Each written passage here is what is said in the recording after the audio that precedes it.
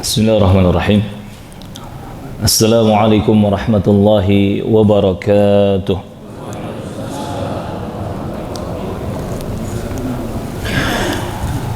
Alhamdulillah hamdan katsiran tayyiban mubarakan fih kama yuhibbu rabbuna wa yarda. Asyhadu an la ilaha illallah wahdahu la syarika lah iqraran bihi wa tauhida wa asyhadu anna Muhammadan abduhu wa rasuluh. Allahumma salli ala Muhammadin wa ala ali Muhammad kama sallaita ala Ibrahim wa ala ali Ibrahim innaka Hamidum Majid.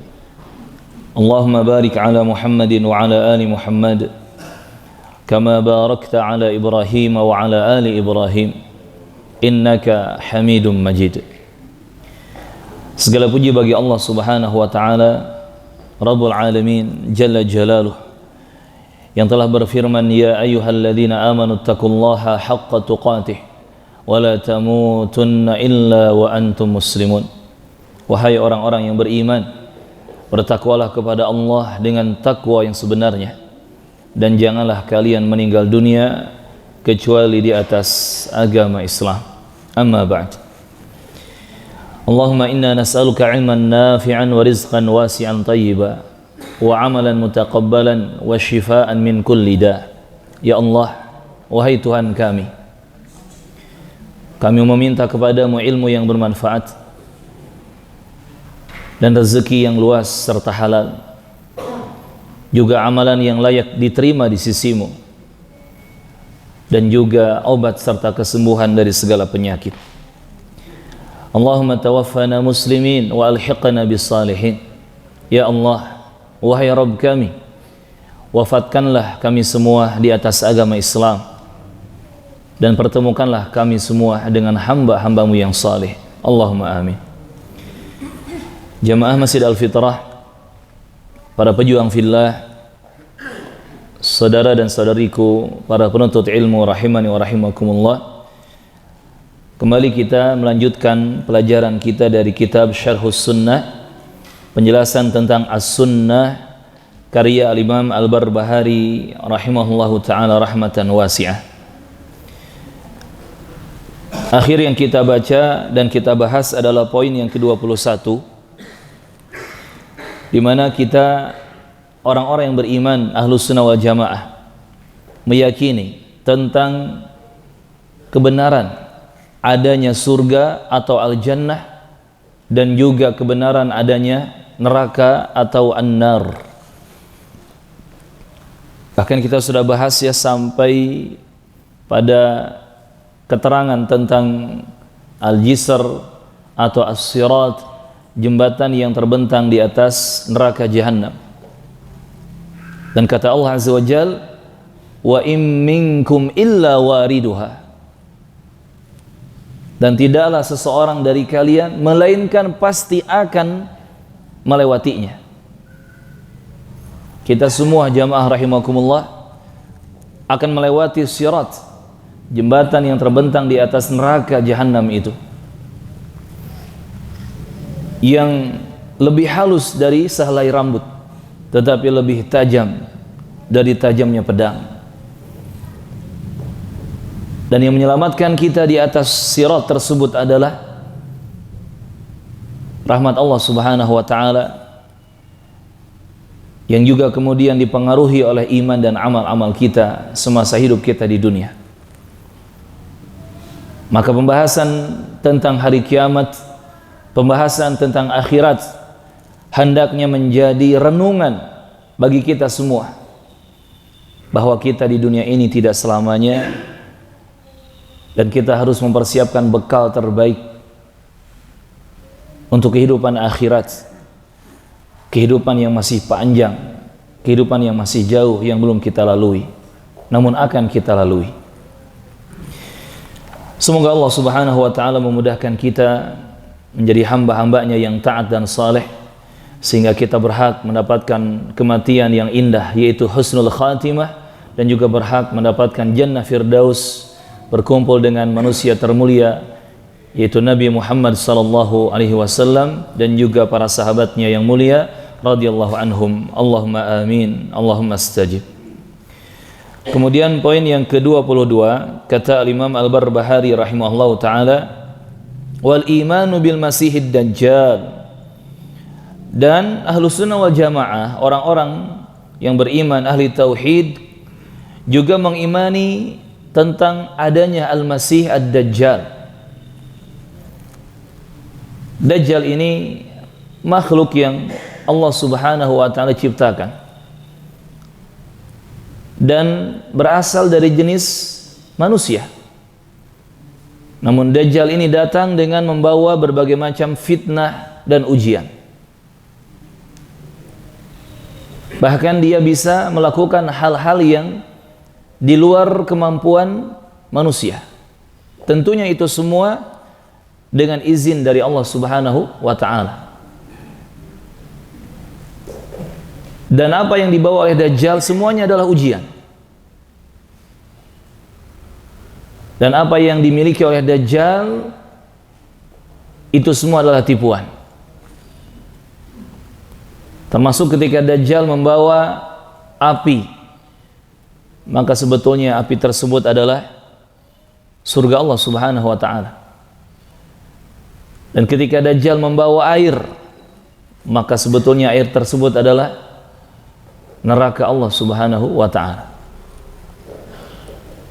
Saking dahsyatnya dan berbahayanya fitnah Dajjal ini, Nabi kita Muhammad sallallahu alaihi wasallam mengajarkan kepada kita sebuah doa untuk minta perlindungan kepada Allah Subhanahu wa taala dari Dajjal tersebut, yang kita baca di tahiyat akhir.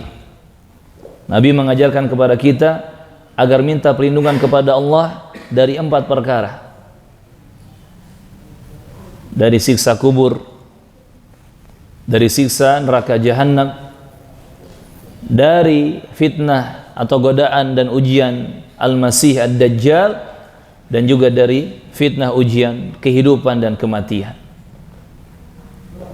Lihat jamaah rahimakumullah, sampai disebutkan bahayanya Dajjal dalam deretan hal-hal yang berbahaya lainnya yang sangat besar, seperti fitnah atau siksa kubur, kemudian azab neraka jahanam. Ini menunjukkan bahwa fitnah dan ujian Dajjal ini tidak sepele. Maka jangan pernah berlagak berani sok-sokan petantang petenteng menantang Dajjal, menantang datangnya Dajjal. Justru seharusnya kita lari sejauh-jauhnya dari fitnah Dajjal. Nabi mengingatkan, la tatamannau liqa'al adu. Jangan pernah kalian berangan-angan atau mengharapkan bertemu dengan musuh. Dan Dajjal itu merupakan musuh bagi umat Islam, bagi orang beriman. Maka jangan terfikir sedikit pun untuk mau bertemu dengan Dajjal. Wal'iyadzubillah. Ahibati fillah rahimana rahimakumullah. Dan Dajjal itu nanti akan mengelilingi, akan mendatangi semua tempat di muka bumi ini, termasuk Bandung, termasuk Indonesia yang kita cintai ini, akan juga dihampiri oleh Dajjal. Kecuali 2 tempat yang tidak akan bisa ditembus, tidak akan bisa dimasuki oleh Dajjal, yaitu tanah haram Makkah dan tanah haram Al-Madinah. Maka siapa yang bisa tinggal di Makkah dan Madinah, lakukanlah. Sampai Nabi memberikan jaminan syafaatnya di hari kiamat, syafaat kubra, syafaat uzma, bagi siapa yang dia bisa hidup di Al-Madinah sampai wafatnya. Kata Rasulullah, siapa yang bisa hidup di Madinah sampai meninggal dunia, falyaf'al, maka lakukanlah. Karena dia dijamin akan mendapatkan syafaatku kelak di hari kiamat. Dan permasalahan atau pembahasan Al-Masih Ad-Dajjal ini, jamaah rahimakumullah, Ini kalau mau kita bahas pasti akan panjang waktunya. Namun cukup kita ketahui Dajjal ini sosok yang nyata, di mana Dajjal memiliki dua mata. Ingat, dua mata, bukan satu, tetapi mata kanannya buta. Semua hadis menyebutkan Dajjal memiliki dua mata, tetapi mata kanannya buta. Dan di antara kedua matanya, kata Rasulullah, tertulis kaf, fa, dan ro. Kafaroh atau kafir. Dan Dajjal ini sangat-sangat berbahaya. Maka semoga Allah Subhanahu wa ta'ala menjauhkan kita, menjauhkan keluarga kita, menjauhkan anak cucu keturunan kita dari fitnah dan ujian Dajjal ini. Allahumma amin. Kemudian poin yang ke-22 atau poin yang ke-23 setelahnya, berkata Imam Al-Barbahari rahimahullahu ta'ala, wa binuzuli Isa bin Maryam, dan ahlu sunnah wal jamaah, ahli tauhid, juga mengimani turunnya Nabi Isa bin Maryam alaihi wassalatu wassalam, seorang nabi yang mulia. Isa bin Maryam, anak yang saleh dari seorang ibu yang salihah. Dan di antara mukjizat Nabi Isa ini sudah mulai nampak dari awal tumbuhnya janin Nabi Isa di dalam rahim ibunya, di mana Nabi Isa ada atau muncul dalam rahim Maryam tanpa pernikahan, tanpa ada hubungan badan antara wanita dengan lawan jenisnya. Ini mukjizat yang luar biasa. Nabi Isa diciptakan oleh Allah Azza wa Jalla hanya lewat rahim seorang wanita, tanpa bapak, tanpa ayah. Dan kita ahlu sunnah wal jamaah, orang beriman, ahli tauhid, harus percaya dan mengimani bahwa nanti Nabi Isa akan turun, yakni di akhir zaman. Karena Nabi Isa itu punya jatah usia 40 tahun. Dan ketika Nabi Isa diangkat ke langit, usia beliau ketika itu baru 33 tahunan. Berarti masih ada jatah berapa tahun? 7 tahun. Nah, 7 tahun ini yang akan dihabiskan oleh Nabi Isa di akhir zaman. Hanya bedanya, ketika beliau diangkat ke langit, diangkat sempurna ya, jiwa, raga, tubuh, jasad dan rohnya. Ketika itu berusia 33 tahun, beliau posisi dan jabatannya sebagai nabi yang memiliki syariat sendiri. Namun nanti ketika turun di akhir zaman, Nabi Isa termasuk dari bagian umat Nabi Muhammad sallallahu alaihi wasallam. Maka ibadah dan muamalah yang dikerjakan oleh Nabi Isa itu mengikuti ajaran Nabi Muhammad sallallahu alaihi wasallam di akhir zaman. Maka seharusnya kalau ada orang yang mengklaim, mengaku saya pengikut Isa, kami pengikut Isa, atau dengan bahasa lain Yesus, seharusnya mereka betul-betul mengikuti Nabi Muhammad sallallahu alaihi wasallam. Karena Nabi Isa sendiri nanti di akhir zaman ketika diturunkan dari langit ke bumi juga akan mengikuti ajaran Nabi Muhammad sallallahu alaihi wasallam. Yanzilu fayaqtulu dajjal. Nabi Isa akan turun di akhir zaman. Diturunkan oleh Allah Azza wa Jalla dari langit ke muka bumi. Dan Nabi Isa akan membunuh Dajjal. Wa yatazawwaju. Dan Nabi Isa juga akan menikah. Walaupun ucapan Imam Al-Barbahari Nabi Isa akan menikah ini dikritik oleh banyak ulama ya, karena tidak ada hadis yang sahih satupun yang menjelaskan bahwa Nabi Isa itu nanti menikah. Allahu a'lam. Adapun beberapa riwayat yang menyebutkan tentang itu, hampir semua riwayat hadisnya mungkar. Wa yusalli khalfal qa'imi min ali Muhammadin sallallahu alaihi wasallam. Dan Nabi Isa akan salat di belakang seorang imam, yakni imamnya kaum muslimin yang berasal dari keturunan Nabi Muhammad sallallahu alaihi wasallam. Maksudnya adalah Imam Mahdi. Nabi Isa akan salat di belakang Imam Mahdi rahimahullahu taala.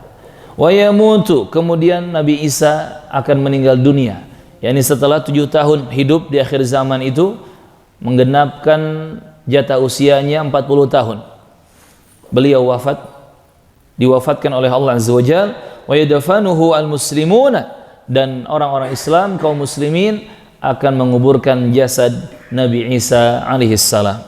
Dikuburkan seperti penguburan yang dilakukan kepada kaum muslimin. Ahibati fillah rahimani wa rahimakumullah. Tentang keimanan kita terhadap turunnya Nabi Isa alaihissalam, ini termasuk bagian dari akidah yang wajib kita pegang.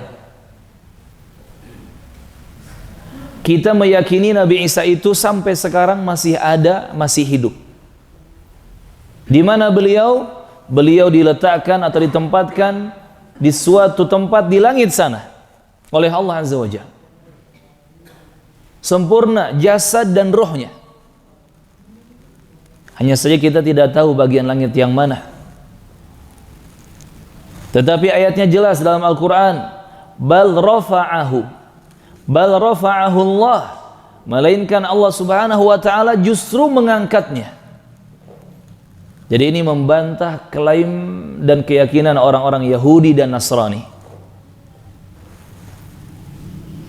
Orang-orang Yahudi meyakini Nabi Isa sudah dibunuh. Orang-orang Nasrani juga sama, meyakini Nabi Isa sudah dibunuh, bahkan disalib. Padahal yang dibunuh oleh orang-orang Yahudi itu bukan Nabi Isa. Sebagian ulama menjelaskan yang dibunuh adalah salah satu pengikut Nabi Isa yang berkhianat. Salah satu pengikut Nabi Isa yang berkhianat, yang akhirnya pengkhianat ini diserupakan wajahnya oleh Allah Azza wa Jalla dengan Nabi Isa, karena dia membocorkan kepada orang-orang Yahudi yang memburu Nabi Isa di mana Nabi Isa bersembunyi. Ternyata senjata makan tuan. Ini istilah ya. Ternyata dia yang diserupakan dengan Nabi Isa, dan dia yang akhirnya ditangkap oleh orang-orang Yahudi. Bahkan dia dibunuh dan disalib.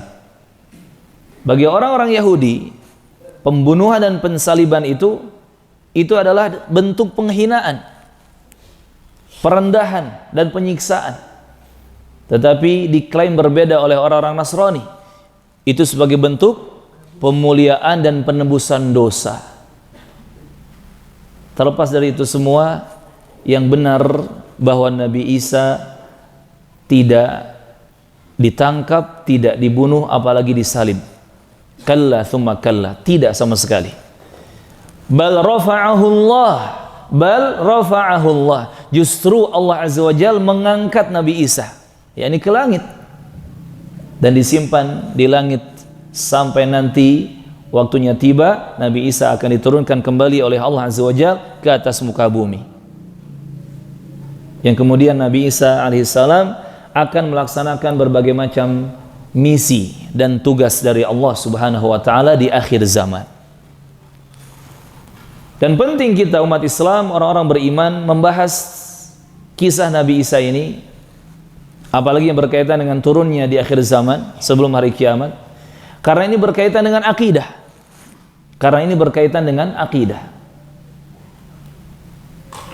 Sehingga kebenaran tentang Nabi Isa ini tidak hanya membantah dan merontokkan keyakinan sesat orang-orang Yahudi, termasuk juga membantah keyakinan sesat orang-orang Nasrani. Dan ingat jamaah rahimakumullah, di surah Al-Baqarah Allah Azza wa Jalla menyatakan, "Walan taradha ankal yahudu walan nasara hatta tattabi'a millatahum. Ingat, sekali-kali selamanya orang-orang Yahudi dan Nasrani tidak akan pernah ridho kepada kalian, wahai kaum muslimin. Sampai apa? Sampai engkau atau kalian mengikuti millah mereka. Millah yakni kepercayaan, keyakinan, akidah, agama. Sampai umat Islam membebek kepada mereka, ngikut kepada mereka, baru mereka ridho. Selama kita membela la ilaha illallah Muhammadur Rasulullah, selama kita berdiri tegak dan kokoh membela Islam, membela iman yang benar, mereka tidak akan pernah ridho. Mereka tidak akan pernah ridho. Makanya gak aneh ya, kalau sekarang kita lihat banyak orang-orang kafir yang menggelontorkan banyak dana, banyak biaya, banyak harta untuk apa? Untuk menyesatkan umat Islam, untuk memurtadkan kaum muslimin, untuk menjauhkan umat Islam dari ajaran Islam yang sebenarnya. Bahkan sebagian misionaris yang katakanlah apa ya, mereka nekat gitu ya, mereka berani door to door mendatangi rumah-rumah kaum muslimin.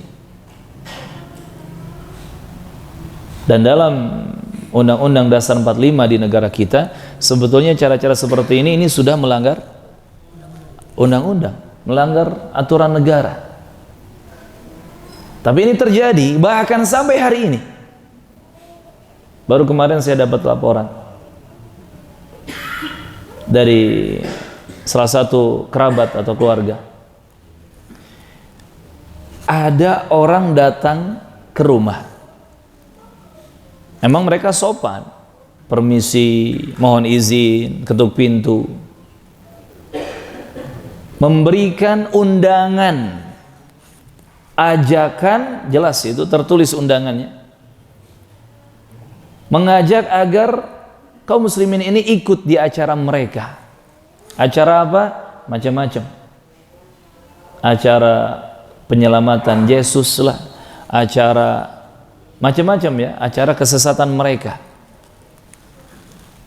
Itu secara terang-terangan datang ke rumah-rumah warga kaum muslimin.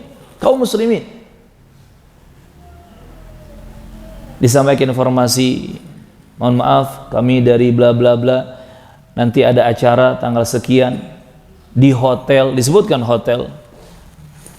Bagi siapa yang mau mengikuti silahkan datang gratis. Acaranya disebutkan di situ, yang semua berbau kekufuran. Bahkan diberikan undangan, satu rumah satu undangan. Fala haula wala quwata illa billah. Ini fakta, ini terjadi di lapangan. Orang-orang Nasrani, mereka yang nekat untuk menyesatkan kaum muslimin, terus bergerilya memasuki rumah-rumah kaum muslimin. Di mana aparat? Di mana para tokoh kaum muslimin? Atau di mana mereka-mereka yang katanya membela kaum muslimin dengan jiwa raganya, membela Islam dengan darah dan nyawanya? Na'udzubillah. Seakan-akan kita sudah berada di masa yang kata Rasulullah akan datang satu masa di mana pembohong dianggap jujur, yang jujur dianggap pembohong, yang amanah dianggap khianat, yang khianat dianggap amanah. Kemana orang-orang saudara kita juga kaum muslimin yang rajin dan gemar membubarkan kajian-kajian? Kalau ada pengajian ustadz ini langsung dibubarkan dengan alasan mereka radikal, intoleran, wahabi, bla bla bla. Kemarin rame kawan kita gak jadi ngisi di Masjid Al-Jabbar. Harusnya Sabtu kemarin tanggal 18 itu ada kawan kita Ustadz Khalid Basalama hafidhahullah ngisi tabligh akbar di Al-Jabbar. Al-Jabbar ini kan masih kaum muslimin kan? Umum ya, semua kaum muslimin bisa pakai, bisa masuk di situ. Bahkan Pak Gubernur pun sudah mempersilahkan.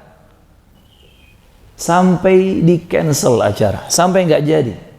Karena ternyata ada ribut-ribut. Ada sesama muslimin yang tidak terima kalau tabligh akbar itu diisi oleh beliau. Pertanyaannya, orang-orang ini kemana? Ketika ada orang-orang kafir door to door mendatangi rumah kaum muslimin mengajak kepada kekufuran.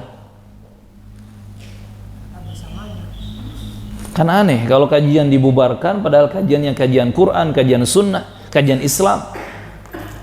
Tapi orang-orang kafir dibiarkan. Bahkan acara-acara kekufuran di tempat ibadah mereka malah ikut dijaga. Fala haula wala quwata illa billah. Maka seharusnya ini pembahasan ini cocok ya. Umat Islam itu betul-betul mengenali sejarah Nabi Isa seperti apa, dari mulai akan lahirnya sampai diangkat ke langit sampai diturunkan lagi nanti di akhir zaman. Yang kalau umat Islam sudah faham kisah sebenarnya, silakan sebarkan kepada umat manusia. Dan mudah-mudahan termasuk orang-orang kafir pun tercerahkan. Karena kalau betul-betul mempelajari siapa Nabi Isa alaihissalam, Nabi Isa itu sangat muslim. Akidahnya, manhajnya, kesehariannya, penampilannya sangat muslim. Seperti contoh misalkan Nabi Isa mengharamkan babi, tidak makan babi. Nabi Isa berjenggot, tidak mencukur jenggot, tetapi membiarkan jenggotnya tumbuh. Nabi Isa dikhitan, disunat, bukan tidak disunat. Bahkan Nabi Isa anti salib, akan menghancurkan salib. Nabi Isa sholat. Nabi Isa puasa. Nabi Isa bertauhid, beribadah kepada Allah Azza wa Jalla. Bahkan mengajak kaumnya untuk bertauhid, beribadah hanya kepada Allah Subhanahu wa Ta'ala. Tidak pernah Nabi Isa mengatakan, wahai kaumku, wahai para sahabatku, sembahlah aku. Tidak ada kalimat seperti itu. Silakan cari dalam Al-Quran ataupun dalam Injil versi manapun, tidak ada kalimat Nabi Isa mengajak atau memerintahkan kepada kaumnya atau umatnya untuk beribadah kepada dirinya. Tidak ada. Nah, kalau dengan secara singkat beberapa poin ini kita sebutkan, kira-kira yang lebih mirip dengan Nabi Isa itu orang-orang Nasrani di zaman sekarang atau orang Islam? Hah? Orang Nasrani atau orang Islam? Orang Islam. Maka nggak salah ketika sebagian orang mengatakan, sebagian ulama, sebagian peneliti agama mengatakan, ternyata orang Islam lebih Kristen daripada orang Kristen sendiri. Maksudnya orang Islam ini lebih mencocoki, lebih mirip dengan Nabi Isa alaihissalam. Karena memang jelas kata Rasulullah dalam hadis yang sahih, semua nabi itu agamanya satu. Semua nabi, Nabi Adam, Nabi Ibrahim, Nabi Musa, Nabi Isa juga termasuk, Nabi Muhammad, semua nabi walaupun ibu mereka berbeda-beda, tetapi dinuhum wahid. Agama mereka itu satu, tauhid, beribadah hanya kepada Allah Azza wa Jalla. Makanya wajar antara nabi satu dengan nabi yang lain, Nabi Muhammad dengan Nabi Isa, Nabi Muhammad dengan Nabi Ibrahim, Ismail, Ishak, Nabi Muhammad dengan Nabi Adam. Banyak kemiripan. Apalagi dari sisi akidah tauhid, semua sama. Yang berbeda hanya teknis pengamalan syariat, ritual ibadah yang dilakukan sehari-hari. Itu saja yang berbeda. Walaupun tidak begitu banyak perbedaan. Ahibati fillah rahimani rahimakumullah, kaum muslimin dan muslimat rahimani rahimakumullah. Maka penting untuk kita mengetahui Nabi Isa ini sejarahnya seperti apa. Jangan sampai kita termakan oleh sejarah dusta, sejarah bohong yang disebarkan oleh orang-orang Yahudi ataupun orang-orang Nasrani. Orang Yahudi sangat benci kepada Nabi Isa. Orang Nasrani sangat cinta kepada Nabi Isa. Tetapi benci dan cinta dua umat tersebut melewati batas. Yahudi membenci Nabi Isa melewati batas, sehingga mereka jatuh ke dalam kekufuran dan kesalahan. Orang Nasrani mencintai Nabi Isa melewati batas, sehingga mereka pun sampai menuhankannya. Mereka pun jatuh ke dalam kesalahan.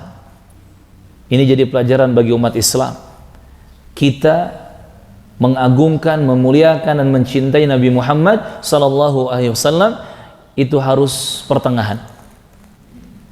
Kita bersikap kepada Nabi Muhammad sallallahu alaihi wasallam harus tawassutan, pertengahan. Jangan mengkultuskan Nabi Muhammad sebagai Tuhan. Berlebih-lebihan bersikap kepada Nabi Muhammad. Nanti jatuhnya seperti orang-orang Nasrani. Dan juga jangan meremehkan, jangan menyepelekan, jangan merendahkan Nabi Muhammad, karena nanti jatuhnya akan seperti orang-orang Yahudi. Sedangkan Yahudi dan Nasrani ini jelas dalam Al-Fatihah yang terus kita baca minimal 17 kali sehari semalam, Allah telah mencela mereka. Yahudi dicela oleh Allah Azza wa Jalla dengan al-maghdub alaihim. Nasrani dicela oleh Allah Azza wa Jalla dengan ad-dallin. Maghdub alaihim itu orang-orang Yahudi yang dimurkai oleh Allah Azza wa Jalla. Dallin itu orang-orang Nasrani yang tersesat. Kenapa orang-orang Yahudi dimurkai oleh Allah Azza wa Jalla? Karena mereka tahu ilmu tetapi tidak mau mengamalkan. Tahu ilmu tetapi tidak mau mengimani. Kenapa orang-orang Nasrani dhalin jadi tersesat dan disesatkan? Karena mereka tidak punya ilmu tetapi sok-sokan beramal. Enggak punya ilmu tetapi melakukan sesuatu. Sedangkan kita orang-orang yang siratal ladzina an'amta alaihim, orang-orang yang berada di jalan yang diberi nikmat oleh Allah Azza wa Jalla, mereka ini berusaha berilmu, terus belajar ilmu yang benar dan berusaha mengamalkan ilmu yang benar. Maka yang membedakan kita umat Islam dari orang-orang Yahudi maghdub alaihim dan orang-orang Nasrani ad-dallin adalah kita umat Islam akan terus belajar ilmu yang benar dan mengamalkan ilmu yang benar. Belajar sampai mati tentang ilmu agama ini. Mengaji sampai mati. Dan kalau sudah tahu ilmunya kita berusaha mengamalkan. Dan kalau kita tidak tahu, tidak punya ilmunya, kita tidak berani untuk beramal. Itulah karakter umat Islam yang diberi nikmat oleh Allah Subhanahu wa taala. Muncul pertanyaan jamaah rahimakumullah berkaitan dengan Nabi Isa ini alaihissalam. Di mana nanti Nabi Isa turun di akhir zaman? Ini dijawab oleh hadis riwayat Muslim dari An-Nawas bin Sam'an radhiyallahu anhu yang mengatakan pada suatu pagi Rasulullah sallallahu alaihi wasallam menyebut Dajjal. Beliau melirihkan suara dan mengkeraskannya hingga kami mengiranya berada di sekelompok pohon kurma. Kemudian kata Rasulullah kepada para sahabatnya, kita langsung terjemahkan saja karena hadis-hadis kisah tentang Dajjal, tentang Nabi Isa itu panjang-panjang. Maknanya kata Rasulullah, saat Dajjal seperti itu, tiba-tiba Isa putra Maryam, Isa bin Maryam turun di sebelah timur Damaskus di Menara Putih, Al-Manarah Al-Baydah, dengan mengenakan dua baju yang dicelup wars dan za'faran. Seraya beliau meletakkan kedua tangannya di atas sayap dua malaikat. Bila ia menundukkan kepala, air pun menetes. Bila ia mengangkat kepalanya, air pun Ini juga mukjizat di akhir zaman untuk Nabi Isa alaihissalam. Tidaklah ada orang kafir mencium aroma tubuh Nabi Isa, melainkan orang kafir itu akan mati biidznillah. Dan sungguh aroma atau bau nafasnya Nabi Isa itu menyebar sejauh mata memandang. Lihat, orang-orang kafir mati nanti. Termasuk yang menuhankan Nabi Isa akan mati karena kekufuran mereka. Sehingga yang tersisa hidup adalah orang-orang muslim, orang-orang yang beriman. Kemudian Nabi Isa akan mencari Dajjal. Sampai Nabi Isa menemui Dajjal di Babul Lud, pintu Lud, yang kemudian Nabi Isa membunuh Dajjal dengan izin Allah Subhanahu wa taala. Setelah itu Nabi Isa bin Maryam mendatangi suatu kaum yang dijaga oleh Allah Azza wa Jalla dari Dajjal. Jadi ada kaum yang selamat dari Dajjal, dijaga oleh Allah. Nah, ini didatangi oleh Nabi Isa. Yang kemudian Nabi Isa mengusap wajah-wajah mereka dan menceritakan tingkatan-tingkatan mereka di surga. Ini disebutkan dalam kitab Sahih Muslim. Ahibati fillah rahimakumullah. Jadi jelas turunnya di mana? Di Menara Putih, di daerah timur Damaskus. Di daerah timur Damaskus. Dan subhanallah, Damaskus ini dari dulu sampai sekarang namanya Damaskus. Kota Damaskus ini dari dulu sampai sekarang namanya Damaskus, tidak berubah. Artinya apa? Allah Azza wa Jalla betul-betul menjaga. Dan itu akan menjadi saksi sejarah ya, di mana Nabi Isa akan diturunkan. Subhanallah. Kalau kita mendengar sebutan Dajjal diawali dengan Al-Masih. Nabi Isa juga disebut Al-Masih. Seakan-akan kok sama, Al-Masih, Ad-Dajjal, Al-Masih, Isa bin Maryam. Mungkin lafadznya sama, tetapi maknanya berbeda. Al-Masihnya Dajjal itu negatif. Al-Masihnya Isa itu positif. Tetapi sama-sama diambil dari masaha yamsahu, mashan. Sesuatu yang menghapus atau terhapus. Dajjal disebut Al-Masih, yakni yang dihapus matanya. Mata sebelah kanannya kan dibutakan, dihapus. Maka disebut Al-Masih. Ini masihnya negatif. Sedangkan Isa disebut Al-Masih karena salah satu mukjizat Nabi Isa diizinkan oleh Allah Azza wa Jalla bisa mengusap orang yang sakit kemudian menjadi sembuh, sehat. Tinggal diusap orang sakit itu, penyakitnya, bagian yang sakitnya diusap, biidznillah sehat. Maka Nabi Isa disebut Al-Masih yang mengusap, yang memberikan kesehatan dengan izin Allah Tabaraka Ta'ala. Dan Al-Masih untuk Nabi Isa di sini positif, walaupun sama-sama Al-Masih. Ini ya, perlu kita ketahui maknanya agar tidak salah faham. Pertanyaan yang selanjutnya, lalu berapa lama Nabi Isa tinggal di muka bumi nanti di akhir zaman? Disebutkan hadis oleh Imam Muslim dari Abdullah bin Amr. Ia mengatakan bahwa Rasulullah bersabda sallallahu alaihi wasallam yang maknanya, kemudian Allah mengutus Isa bin Maryam seperti Urwah bin Mas'ud. Nabi Isa mencari Dajjal dan membunuhnya.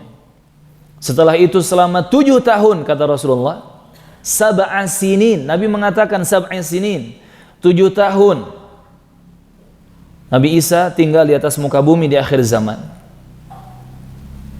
Atau kata Rasulullah, setelah itu selama 7 tahun manusia tinggal dan tidak ada permusuhan di antara 2 orang pun. Allahu Akbar. Kemudian Allah mengirim angin sejuk dari arah Syam, lalu tidak tersisa seorang yang di hatinya ada kebaikan atau keimanan seberat dzarrah. Dzarrah itu seperti semut yang paling kecil. Saking kecilnya dzarrah itu disamakan dengan semut yang paling kecil oleh para ulama. Jadi bukan biji sawi ya, itu kurang pas pengertiannya, tetapi semut yang paling kecil, lebih kecil dari biji sawi. Siapa yang tersisa keimanan seberat dzarrah dalam hatinya, melainkan pasti akan dicabut nyawanya karena ada hembusan angin tadi dari Syam. Artinya kaum muslimin, orang-orang beriman diwafatkan dengan cara terhormat. Subhanallah. Sedangkan dalam hadis yang lain, riwayat Abu Daud dan juga Ahmad, ada perbedaan penyebutan. Kata Rasulullah, pada masa Nabi Isa di akhir zaman, Allah akan membinasakan semua agama selain Islam. Nabi Isa akan membunuh Dajjal dan Nabi Isa akan tinggal di muka bumi selama 40 tahun. Setelah itu ia meninggal dunia dan kaum muslimin mensolatinya. Seakan-akan riwayat Imam Muslim dengan riwayat Abu Daud dan Ahmad ini bertentangan. Yang tadi mengatakan 7 tahun, yang ini mengatakan 40 tahun. Maka para ulama menjamak hadis ini, menggabungkan dua riwayat yang ada dengan kesimpulan usia Nabi Isa itu totalnya adalah 40 tahun hidup di dunia. Sedangkan nanti ketika diturunkan di akhir zaman, maka beliau hidup 7 tahun lamanya. Karena 33 tahun sudah dilalui beliau sebelum diangkat ke langit. Terpecahkan sudah. Maka usia beliau 40 tahun, 33 tahun yang sudah dilalui di masa beliau hidup sebelum diangkat ke langit. Kemudian nanti di akhir zaman diturunkan ke bumi dan masih ada jatah usia 7 tahun. Masih ada jatah usia 7 tahun, dan itu yang akan dihabiskan oleh Nabi Isa sampai beliau wafat dan disolati oleh kaum muslimin, dikuburkan oleh kaum muslimin. Lalu bagaimana Ustaz? Dari mulai Nabi Isa diangkat ke langit sampai diturunkannya di akhir zaman nanti, itu kan berapa ratus tahun tuh? Memang nggak dihitung? Jawabannya tidak dihitung. Dan disinilah semakin yakinnya kita tentang kebenaran Islam ini, semakin yakinnya kita tentang kebenaran Al-Quran, kebenaran Nabi Muhammad, kebenaran agama Allah Subhanahu wa ta'ala. Jadi ketika Nabi Isa alaihissalam diangkat ke langit dan beliau ditidurkan oleh Allah Azza wa Jalla di langit sana, ini sama seperti kisah Ashabul Kahfi. Berapa lama Ashabul Kahfi ditidurkan di sebuah gua? 390 atau 9? 309 tahun. 309 tahun. Dan mereka subhanallah tidak berubah secara fisik. Padahal kalau orang hidup 300 tahun itu kan fisiknya sudah banyak berubah. Yang dulunya goes kemana-mana udah nggak bisa goes. Yang dulunya suka main futsal, main bola, sudah nggak bisa futsal lagi. Ratusan tahun dia sudah lalui banyak perubahan fisik. Tetapi Ashabul Kahfi tetap, ini salah satu keajaiban dari Allah Azza wa Jalla. Dan juga Ashabul Kahfi itu diamnya tidak diam mati. Orang kalau diam saja itu pasti akan rusak tubuhnya. Tetapi diamnya atau tidurnya Ashabul Kahfi selama 309 tahun itu dibolak-balik tubuh mereka oleh Allah Azza wa Jalla. Silakan baca ayatnya di surah Al-Kahfi. Dibolak-balik tubuh mereka. Sehingga apa? Peredaran darah itu tetap berjalan, bolak-balik kanan kiri, ya, gugulingan lah kalau bahasa kita mah, gugulitikan dalam keadaan mereka tidur. Dan itu terus terjadi selama 309 tahun, sehingga tubuh mereka tetap hidup dan sehat secara fisik. Nah mungkin Allahu alam Nabi Isa pun di langit sana kurang lebih seperti itu. Memang beliau ditidurkan tetapi fisiknya tetap hidup. Ruhnya pun tetap ada. Dan kalau kita melihat ilmu sains, itu di langit sana, galaksi sana, itu seakan-akan ada di sana satu tempat yang tidak ada waktu di sana. Saking cepatnya perputaran tata surya atau galaksi. Jamaah pernah memperhatikan sebuah roda ban yang berputar kencang? Itu kalau kita lihat kok seperti diam, ya kan? Roda itu, katakan roda mobil, ban mobil, ketika berputar begitu kencang, kita lihat apa itu? Penutup pelek itu namanya dop peleknya itu seperti diam aja di satu posisi. Padahal itu mobil larinya bisa 100 km lebih per jam. Ini ilmu sains ini. Semakin kencang perputaran itu, seakan-akan dia diam. Di atas sana saking kencangnya perputaran seakan-akan diam. Nah, kalau Nabi Isa diam, berarti kan umurnya tidak bertambah, kan gitu. Jadi dari mulai diangkatnya ke langit sampai nanti diturunkan di akhir zaman, seakan-akan Nabi Isa diam, tidak terhitung usia. Logis, sesuai dengan ilmu sains. Allahu Akbar, Allahu Akbar.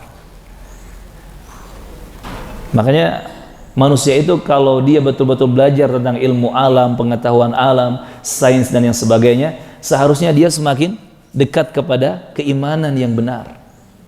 Dan sudah banyak cerita profesor-profesor yang luar biasa, mereka pintar melakukan penelitian ini dan itu di alam semesta, pada akhirnya beriman, masuk Islam. Cuman media tidak mengekspos, cuman media-media tidak memblow up, itu saja masalahnya. Nah, kita orang Islam, kita umat Islam harus tahu sejarah, harus tahu perjalanan kehidupan manusia dalam semesta ini. Apalagi kalau kita baca Al-Quran, itu isinya ilmu sains begitu banyak. Ilmu sains begitu banyak dalam Al-Quranul Karim. Contoh lain misalkan, apa sebab terbesar kehidupan makhluk di alam semesta? Air. Sebelum para peneliti membahas ilmu sains, meneliti alam semesta, Allah Azza wa Jalla sudah menyebutkan dalam Al-Quran. Di surah Al-Anbiya Allah menyebutkan, وَجَعَلْنَا مِنَ الْمَاءِ كُلَّ شَيْءٍ حَيٍّ. Dan kami, kata Allah Azza wa Jalla, menjadikan dari al-ma, dari air itu, كُلَّ شَيْءٍ حَيٍّ, segala sesuatu menjadi hidup. Tetapi orang-orang yang tadinya kafir, meneliti kemudian menemukan ternyata sebab kehidupan makhluk di alam semesta adalah air. Mereka baru tahu setelah meneliti ke sana sini puluhan tahun, bahkan hampir mati, baru tahu mereka. Sedangkan kita orang beriman, ahli Quran, dengan mudahnya diberi wawasan baca Al-Anbiya. Kata Allah Azza wa Jalla, dan kami jadikan dari air itu segala sesuatu menjadi hidup. Allahu Akbar. Jadi itu ya, ini logis. Kenapa Nabi Isa kok usianya hanya 40 tahun? Padahal kan disimpan di langit ratusan tahun, bahkan lebih, bahkan ribuan tahun. Jawabannya tadi, di langit itu waktu tidak berlaku, tidak seperti kita ada di bumi ini. Subhanallah, barakallahu fikum. Kemudian jamaah rahimana rahimakumullah, ya, sudah terjawab usia beliau 40 tahun, di mana 33 tahun sudah dilalui di masa beliau hidup ketika itu, dan 7 tahun tersisa nanti akan beliau habiskan di akhir zaman. Sebetulnya masih panjang ya kisah Nabi Isa ini, termasuk Nabi Isa juga nanti akan menghadapi Ya'juj dan Ma'juj, kaum pengrusak di atas muka bumi. Ya'juj dan Ma'juj ini disebutkan jenis dari manusia juga, tetapi memiliki ciri dan karakter khusus. Salah satu cirinya mereka itu adalah orang-orang yang matanya sipit, hidungnya pesek. Ana nggak nyindir, ana nggak bakal membuli juga. Jadi yang merasa pesek nggak usah nunduk ya, pede saja ya. Saya juga pesek kok ya, dibandingkan orang Eropa, orang Arab sana. Tetapi memang ciri-ciri orang atau kaum Ya'juj Ma'juj ini demikian. Nabi menjelaskan, matanya sipit, hidungnya pesek, seperti apa itu, pentulan palu. Dalam hadis disebutkan seperti itu, kalmitraqah. Tetapi sipitnya seperti apa, pesek-peseknya seperti apa, secara detail atau asli atau hakikinya Allahu a'lam. Itu kan perkara gaib ya, kita hanya tahu secara teori saja, tetapi wujud aslinya Allahu a'lam. Itu masih perkara gaib bagi kita. Namun yang sangat berbahaya dari mereka itu adalah mereka kaum pengrusak. Semua manusia akan dihabisi oleh mereka. Bahkan air di danau yang besar ya, itu bisa habis dalam hitungan sekejap. Ini saya mau baca hadisnya tetapi kepanjangan jemaah. Hah? Dibaca saja? Lanjut. Baik, kita lanjut ya. Mohon maaf kalau agak lebih dari jam 6. Hadisnya disebutkan dalam Sahih Muslim. Hadis dari An-Nawas bin Sam'an radhiyallahu anhu yang sangat panjang yang kita ambil sebagian. Rasulullah bersabda sallallahu alaihi wasallam, Allah Subhanahu wa taala mengirim Ya'juj dan Ma'juj. Dari segala penjuru mereka akan datang dengan cepat. Ini juga disebutkan ya di Al-Anbiya ayat 96. Lalu yang terdepan akan melintasi danau Tobari dan minum. Kemudian yang belakang melintasi. Danau Tobari itu besar sekali. Tetapi habis airnya diminum oleh barisan depan. Yang belakangnya nggak kebagian. Lihat berapa banyak tuh kaum Ya'juj dan Ma'juj. Dan mereka merusak, menghabiskan segala sesuatu yang mereka lewati. Dan mereka berkata, tadi di sini ada airnya. Kemudian Nabi Allah Isa alaihissalam dan para sahabatnya, yakni orang-orang muslimin, kaum mukminin, dikepung oleh Ya'juj dan Ma'juj. Hingga kepala kerbau milik salah seorang dari mereka lebih baik dari 100 dinar milik salah seorang dari kalian saat ini. Bayangkan ketika itu nanti terjadi pengepungan. Sampai satu kepala kerbau lebih berharga daripada 100 dinar. 100 dinar berapa banyak? Kalau dinar 1 juta saja berarti sudah 100 juta. Nyatanya 1 dinar itu lebih dari 2 juta kan? Ratusan juta tuh. Masih berharga kepala kerbau. Kenapa? Karena ketika itu dikepung oleh Ya'juj dan Ma'juj, tidak bisa kemana-mana. Maka makanan ketika itu yang real, yang bisa dimakan, itu yang sangat dibutuhkan. Percuma banyak emas, ratusan kilo emas, tetapi nggak bisa masuk ke perut, kan percuma. Sampai seperti itu ya, mencekamnya suasana dikepung oleh Ya'juj dan Ma'juj. Kemudian Nabi Isa alaihissalam dan para sahabat yang kaum mukminin menginginkan agar Allah mengirimkan cacing di leher mereka, yang kemudian mereka mati seperti matinya satu jiwa. Lihat, Nabi Isa dan kaum mukminin ketika itu tidak bisa menghadapi Ya'juj dan Ma'juj. Tetapi kekuatan doa yang dimiliki oleh Nabi Isa dan kaum muslimin ketika itu. Nabi Isa dan kaum muslimin berdoa kepada Allah agar memusnahkan, membinasakan Ya'juj dan Ma'juj. Doa jamaah. Doa.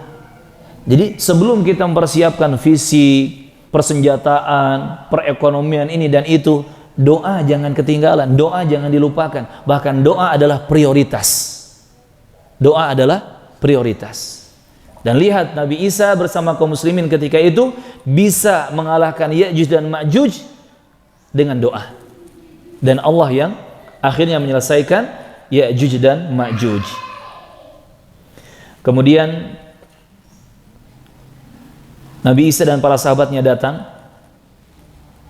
dan tidak ada satu jengkal tempat pun, tanah pun, melainkan telah dipenuhi oleh bangkai Ya'juj dan Ma'juj. Dan bau busuk dari mereka sangat menyengat. Bau busuk dari darah mereka ya tercium sangat menyengat. Lihat, ini saking banyaknya jumlah Ya'juj dan Ma'juj. Jadi tidak ada tanah sejengkal pun pasti dipenuhi oleh mayat-mayat, bangkai-bangkai Ya'juj dan Ma'juj, dan sangat bau ya, bau busuk. Kemudian Nabi Isa alaihissalam dan kaum mukminin berdoa kepada Allah tabaraka wa taala, yang kemudian Allah tabaraka wa taala mengirim burung, yang burung itu lehernya panjang seperti leher unta, yang kemudian burung itu membawa bangkai-bangkai Ya'juj dan Ma'juj dan melemparkan mereka seperti yang dikehendaki oleh Allah Subhanahu wa taala. Lagi-lagi doa. Nabi Isa dan kaum muslimin tidak mampu ya, tidak bisa untuk membersihkan bangkai-bangkai tersebut. Tetapi Nabi Isa dan kaum muslimin mengandalkan doa kepada Allah Azza wa Jalla, sehingga Allah yang memberikan pertolongan kepada mereka. Kemudian Allah mengirim hujan kepada mereka. Tidak ada rumah dari bulu atau rumah dari tanah yang menghalangi turunnya hujan. Hujan itu membasahi bumi hingga meninggalkan genangan di mana-mana.